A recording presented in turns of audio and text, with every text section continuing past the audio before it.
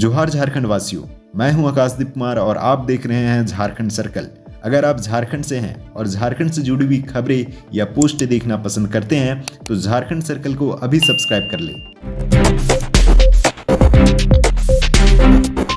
झारखंड में फिर बदला मौसम, अगले 3 दिन तक होगी बारिश, 5 डिग्री तक गिरेगा पारा। राजधानी रांची समेत झारखंड में रविवार को मौसम में बदलाव हुआ। राज्य में गर्मी बढ़ रही है। आने वाले 3 दिनों में गर्मी से राहत मिलेगी क्योंकि राज्य में अगले 3 दिनों में आंधी बारिश के साथ वज्रपात का येलो अलर्ट जारी किया गया। इस दौरान हवा की रफ्तार 30 से 40 किलोमीटर प्रति घंटा या इससे भी अधिक हो सकती है। मौसम विभाग के अनुसार मौसम में बदलाव होने से अगले 4 दिन अधिकतम तापमान में से 4 से 5 डिग्री तक की गिरावट हो सकती है। मौसम विभाग के अनुसार राज्य में रविवार को मौसम में होने वाले बदलाव का मुख्य कारण हवा के रूप में परिवर्तन होना है। राज्य में बंगाल की खाड़ी से होकर दक्षिण पूर्व की हवा आ रही है। अवैध खनन मामले में बढ़ सकती है हेमंत की मुश्किलें। अवैध खनन मामले में झारखंड के पूर्व सीएम हेमंत सोरेन की मुश्किलें बढ़ सकती है। इस मामले में ईडी ने चार्जशीट दाखिल कर कोर्ट को उनकी संलिप्तता की जानकारी तो दी ही है, लेकिन अब उनकी मुसीबत अवैध खनन मामले की वजह से बढ़ सकती है। ऐसा इसलिए कि ईडी ने एक शपथ पत्र के माध्यम से नेशनल ग्रीन ट्रिब्यूनल पूर्वी जोन कोलकाता को एक विस्तृत जानकारी दी है, जिसमें ईडी ने बताया कि साहिबगंज जिले में वे 1000 करोड़ रुपए से अधिक के अवैध खनन का मास्टरमाइंड पंकज मिश्रा है। वह पूर्व सीएम का विधायक प्रतिनिधि भी रह चुका है। पंकज मिश्रा ने राजनीतिक संरक्षण और सरकारी मैकेनिज्म का इस्तेमाल करते हुए अवैध खनन किया है। एनजीटी में अब इस मामले की सुनवाई 13 मई को होगी। पंकज मिश्रा हेमंत सोरेन के विधायक प्रतिनिधि रह चुके हैं। गृह विभाग ने जिलों में विधि व्यवस्था के लिए राशि आवंटित की। राज्य के सभी जिलों में विधि व्यवस्था के लिए गृह कारा एवं आपदा प्रबंधन विभाग ने 2.15 करोड़ रुपए की राशि आवंटित की है। इसको लेकर गृह सचिव ने आदेश जारी किया है। जारी आदेश में कहा गया है कि राशि की निकासी संबंधित जिला कोषागार से की जाएगी। पलामू दौरे के तीसरे दिन हैदरनगर में महागठबंधन सरकार पर बरसे बाबूलाल। भाजपा के प्रदेश अध्यक्ष बाबूलाल मरांडी अपने पलामू दौरे के तीसरे दिन हैदरनगर पहुंचे। यहां उन्होंने बूथ स्तरीय भाजपा कार्यकर्ताओं को चुनावी टिप्स दिए, केंद्र सरकार की उपलब्धियों और योजनाओं को गिनाया तो झारखंड की महागठबंधन सरकार की बखिया उधेड़ी। कार्यकर्ता सम्मेलन को संबोधित करते हुए बाबूलाल मरांडी ने कहा कि केंद्र की भाजपा सरकार सुदूरवर्ती क्षेत्रों में कई जन कल्याणकारी योजनाएं चला रही है। उन्होंने केंद्र सरकार की शौचालय योजना, प्रधानमंत्री आवास योजना, उज्ज्वला योजना, आयुष्मान योजना, नल जल योजना, लखपति दीदी योजना, मुफ्त राशन योजना आदि पर प्रकाश डालते हुए कार्यकर्ताओं से कहा कि वे इसे लेकर ग्रामीण मतदाताओं तक जाएं। कार्यकर्ता ग्रामीणों को बताया कि वर्ष 2014 से पूर्व देश की स्थिति क्या थी और जब से मोदी जी ने कमान संभाली स्थिति कितनी बदल चुकी है। रांची में बेकाबू थार ने स्कूटी में मारी टक्कर, 2 लोगों की दर्दनाक मौत। रांची के करमटोली चौक पर तेज रफ्तार का कहर देखने को मिला। यहाँ तेज रफ्तार थार ने एक स्कूटी को टक्कर मार दी। इस घटना में 2 युवक की दर्दनाक मौत हो गई। मृतक युवक की पहचान गेड़वा के कांडी निवासी 27 वर्षीय अनुज कुमार और 25 वर्षीय अंकुश के रूप में हुई है। स्थानीय लोगों के अनुसार गाड़ी में सवार लोग शराब के नशे में थे और कहीं से पार्टी मनाकर आ रहे थे। अवैध शराब फैक्ट्री का हुआ उद्भेदन। पश्चिमी सिंहभूम जिले के चक्रधरपुर शहर में बड़े पैमाने पर नकली विदेशी शराब का निर्माण हो रहा है। खास बात यह है कि इन नकली शराब बनाने में विदेशी शराब दुकान के लाइसेंसी दुकानदार और विक्रेता भी शामिल है। रविवार को गुप्त सूचना के आधार पर ऐसे ही अवैध शराब बनाने की मिनी फैक्ट्री का उद्भेदन किया गया। इस मामले में 5 लोगों को गिरफ्तार भी किया गया है। पुलिस मामले की जाँच में जुट गई है। 2016 राज्यसभा चुनाव में हॉर्स ट्रेडिंग केस बंद। पूर्व सीएम रघुवर दास की प्रेस सलाहकार रहे शख्स को राहत। रघुवर दास के प्रेस सलाहकार रहे अजय कुमार और तत्कालीन एडीजी अनुराग गुप्ता को राज्यसभा चुनाव 2016 हॉर्स ट्रेडिंग मामले में बड़ी राहत मिली है। दरअसल 19 मार्च 2018 को जगन्नाथपुर थाने में विशेष शाखा के तत्कालीन एडीजी अनुराग गुप्ता एवं तत्कालीन मुख्यमंत्री रघुवर दास के प्रेस सलाहकार अजय कुमार के खिलाफ प्राथमिकी दर्ज की गई थी। दोनों पर वर्ष 2016 में हुए राज्यसभा चुनाव में भाजपा प्रत्याशी के पक्ष में वोट करवाने के लिए कांग्रेस की विधायिका निर्मला देवी को पैसे का लालच देने का आरोप लगा था। झारखंड विकास मोर्चा ने भारत निर्वाचन आयोग से इसकी शिकायत की थी, जिसके बाद इस मामले की जांच हुई थी। आयोग की तरफ से शुरुआती जांच में मामला सही पाया गया था, जिसके बाद दोनों के विरुद्ध प्राथमिकी दर्ज करने की आदेश दिया गया था। झारखंड के सिंहभूम के माओवाद प्रभावित कई इलाकों में पहली बार होगा मतदान। हेलीकॉप्टर से भेजे जाएंगे सामान। झारखंड के सिंहभूम लोकसभा निर्वाचन क्षेत्र में माओवाद से प्रभावित रहे कई अंदरूनी इलाकों में 13 मई को पहली बार या दशकों के बाद मतदान होगा। मतदान दलों और आवश्यक सामग्री को हेलीकॉप्टर के जरिए इन स्थानों पर उतारा जाएगा ताकि एशिया के सबसे घने साल जंगल सारंडा में रहने वाले लोग अपने मताधिकार का प्रयोग कर सकें। कृषि बाजार में लगी आग, परिसर में खड़ी 8 गाड़ियां जली। धनबाद के बरवा अड्डा स्थित कृषि बाजार समिति परिसर में रविवार की दोपहर अचानक आग लग गई। इस आग की चपेट में आकर वहां खड़ी 8 गाड़ियां जलकर खाक हो गई। सभी गाड़ियां बरवा अड्डा थाना के द्वारा जब्त की गई थी। जैसे ही आग लगी, कृषि बाजार समिति के लोगों ने अग्निशमन विभाग को सूचना दी, जिसके बाद अग्निशमन विभाग की 2 गाड़ियां लेकर मौके पर पहुंचे दीपक कुमार और उनकी टीम ने आधे घंटे मशक्कत के बाद आग पर काबू पाया, जिसके बाद एक बड़ी घटना घटने से बच गई। झारखंड की उभरती फुटबॉल खिलाड़ी प्रीति रावत ने धनबाद की उभरती फुटबॉल खिलाड़ी प्रीति रावत ने धनबाद के सिंदरी स्थित आवास में दे दी। 15 वर्षीय प्रीति प्रतिभावान फुटबॉल खिलाड़ी थी और उन्होंने कई पदक जीते थे। घटना रविवार दोपहर 3 बजे की है। मामला धनबाद जिला के सिंदरी स्थित रांगा मटिया रनबे क्लब क्रेशर बस्ती का है। बलियापुर पुलिस ने शव का पंचनामा कर पोस्टमार्टम के लिए भिजवा दिया है। पुलिस का कहना है कि प्रारंभिक तौर पर मामला आत्महत्या का लग रहा है। पोस्टमार्टम रिपोर्ट से ही और बातें स्पष्ट होंगी। हजारीबाग मेडिकल कॉलेज में प्रसव के लिए आई महिला को 2 हिस्सों में बटा बच्चा दिया।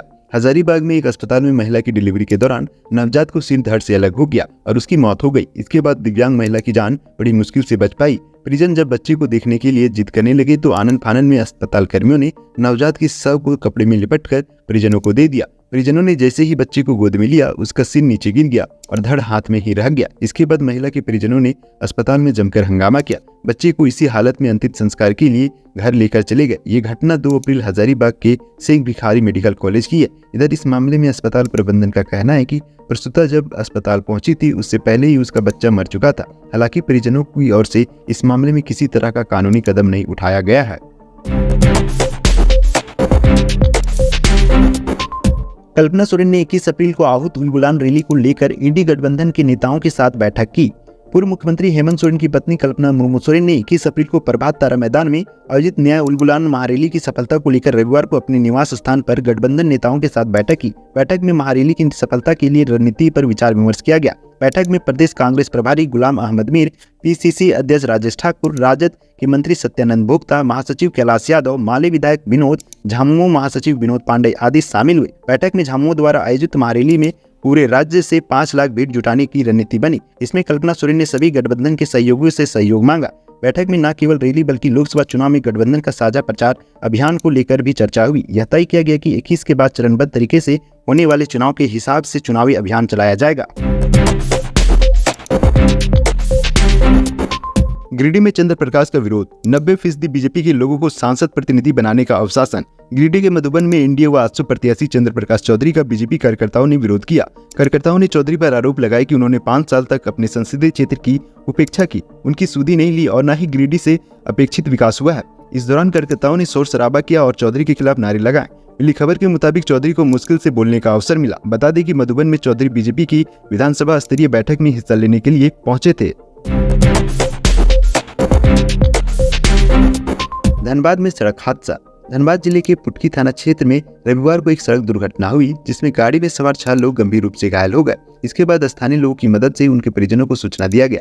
परिजन मौके पर पहुंचकर घायल सभी लोगों को बेहतर इलाज के लिए धनबाद के मेडिकल अस्पताल ले गए।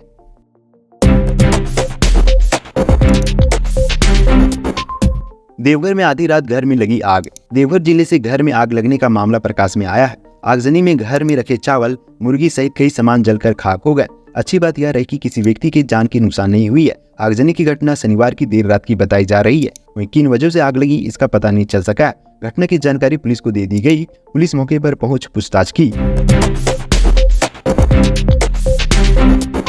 प्रशिक्षु महिला आईएएस को बंधक बनाने और पुलिस पर पथराव मामले में 10 आरोपी गिरफ्तार।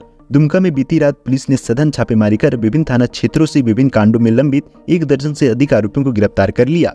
खास तौर पर शिकारीपाड़ा थाना क्षेत्र में प्रशिक्षु महिला आईएएस प्रांजल ढांडा और अन्य अधिकारियों को बंधक बनाने वाले 3 लोगों और तालझारी थाना क्षेत्र में एसडीपीओ समेत पुलिसकर्मियों पर पथराव करने वाले 7 लोगों को गिरफ्तार किया गया। दरअसल 2 दिन पहले मुख्य निर्वाचन पदाधिकारी के रवि कुमार ने पुलिस प्रशासन के साथ बैठक की थी और आपराधिक मामले में लंबित आरोपियों को तुरंत गिरफ्तार करने का निर्देश दिया था। इसके बाद से पुलिस रेस है। इस क्रम में 1 दर्जन से अधिक आरोपियों को गिरफ्तार किया जा चुका है।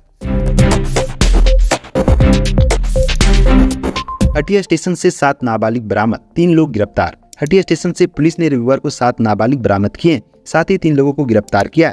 आरपीएफ पोस्ट हटिया की AHTU, नन्हे फरिश्ते और रांची डिवीजन की फ्लाइंग टीम ने संयुक्त रूप से यह कार्रवाई की है। बताया जाता है कि हटिया स्टेशन पर बाल और मानव तस्करी के खिलाफ अभियान चलाया जा रहा है। सुबह करीब 5 बजे चेकिंग के क्रम में 7 नाबालिग और 3 व्यक्ति प्लेटफॉर्म नंबर 1 पर एक्सलेटर के नीचे ट्रेन का इंतजार कर रहे थे। संदेह होने पर सभी से पूछताछ की गई। पूछताछ में पता चला कि 7 नाबालिग के साथ तीनों लोग विजयवाड़ा जाने वाली ट्रेन नंबर 18-637 एक्सप्रेस पकड़ने के लिए बस से हटिया रेलवे स्टेशन आए थे।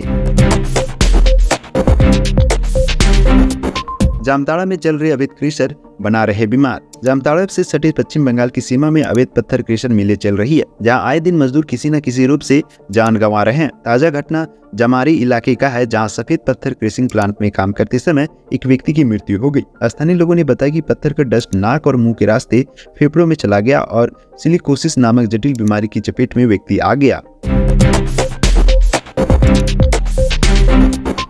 इंडिया गठबंधन की बैठक। रांची से सुबोध कांत तो धनबाद से अनुपमा सिंह हो सकती है उम्मीदवार। रांची के कांके रोड स्थित कार्यकारी अध्यक्ष के आवास में रविवार को झारखंड प्रदेश के इंडिया गठबंधन की महत्वपूर्ण बैठक संपन्न हुई। बैठक में इंडिया गठबंधन के उम्मीदवारों पर चर्चा की गई। मिली खबर के मुताबिक चर्चा से गिरिनाथ सिंह, रांची से सुबोध कांत सहाय, गोड्डा से प्रदीप यादव, धनबाद से अनुपमा सिंह उम्मीदवार हो सकते हैं। बता दें कि राजनीतिक में अंतिम कुछ भी नहीं है, लेकिन इस सूची के बारे में कहा जा रहा है कि ये लगभग अब तय है, सिर्फ घोषणा होना बाकी है। झारखंड के मुख्य सचिव एल ख्यांगते का साइबर अपराधियों ने बनाया fake WhatsApp account. Jharkhand police cyber अपराध को रोकने का लगातार प्रयासरत है, लेकिन इस पर लगाम नहीं लगा पा रहा है। साइबर गिरोह के लोग ठगी करने के लिए एक से बढ़कर एक तरीके निकाल रहे हैं। हद तो उस वक्त हो गई जब साइबर अपराधियों ने झारखंड के मुख्य सचिव एल ख्यांगते का फेक व्हाट्सएप अकाउंट बनाकर ठगी करने का प्रयास किया गया। साइबर अपराधियों ने 86-042-44-052 नंबर से मुख्य सचिव एल ख्यांगते के नाम से फेक व्हाट्सएप अकाउंट बनाकर आम लोगों से ठगी का प्रयास कर रहे हैं।